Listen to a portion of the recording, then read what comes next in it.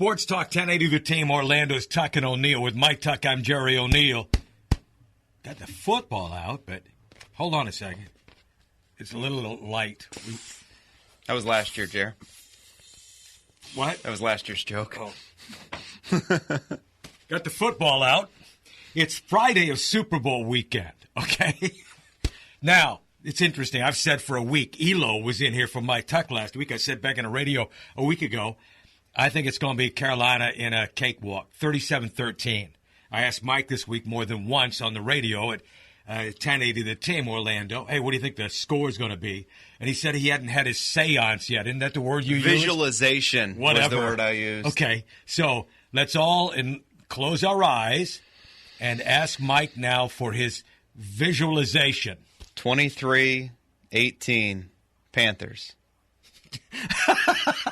23-18 Panthers. 23-18 Panthers. All right. I'm with you. I think Carolina is going to win the football game. I think the one thing that it's hard to account for, but it could happen, is a defensive score. Both teams actually are excellent as far as their defenses and playmakers and making those kind of plays. But if you don't account for that, I think you do have to account for the fact that Carolina has been so aggressive as far as forcing turnovers, and they just have so many guys with the individual capability of doing that, that they set themselves up with short fields. Only Kansas City played with shorter fields this year than the Carolina Panthers. And you know who has the best red zone offense in the NFL? By a ton, the Carolina Panthers. They score when they get there because of the diversity they have within their offense.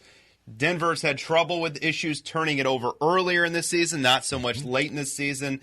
But I think the pressure they'll get inside is going to slow down Denver's rushing attack. And I think that they're going to force perhaps a mistake that they can capitalize on. And it's going to be just enough to be the difference. Denver's only allowed one team all year long to score over 30 against them. And that was when Ben got red hot at home and they scored 31.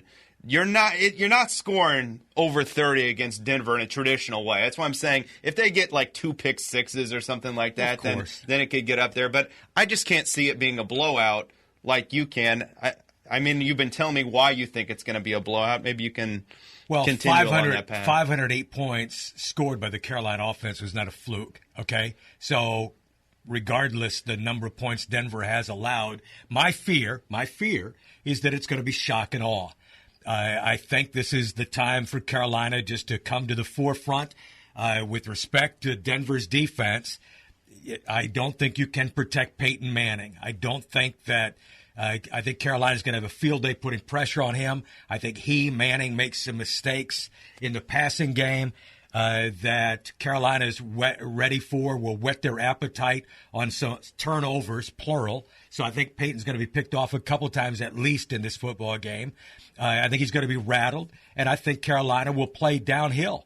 I think they're going to get on top early. I'm not going to call it shock and awe for a pro football Super Bowl, but would I be surprised? No, I got it 37-13. I think it's going to be a one-sided game, and I think it's more than anything the inability of the Denver offense to keep its team on the field. I think the defenses will rule the day. I do think it could be an exciting finish, but it'll be a boring Super Bowl. It'll be somewhat like the AFC Championship game was. Not a whole lot of movement of the football one way or the other, and a couple of plays here or there. For what it's worth, you mentioned the turnovers. This is really strange for Peyton Manning, but the last 2 Super Bowls he's played in, he went against the 2 teams that forced the most turnovers in the league that year. I mean, what are the odds of that? Against the Saints, who weren't a great defense, but forced a ton of turnovers, and the Seahawks. And you know what he did in each Super Bowl? Turned it over. Threw a pick 6. Even worse than turning over, threw a pick 6. Well, the one in against each Super Bowl. New Orleans was Tracy Porter, and that one really was the end of and the Malcolm game Smith, Super Bowl MVP night. for Seattle. You could have picked anyone off that defense. But I do think it's going to be a low-scoring defensive struggle. Both defenses are going to be the storyline of the game. We'll have the game on the radio, okay? And coverage all afternoon with some specials, but the kick in the 6 o'clock hour on Sports Talk 1080 The Team Orlando. We're Tuck and O'Neill, weekdays 3 to 7 right here, and with the live video stream on our website at sportstalkflorida.com.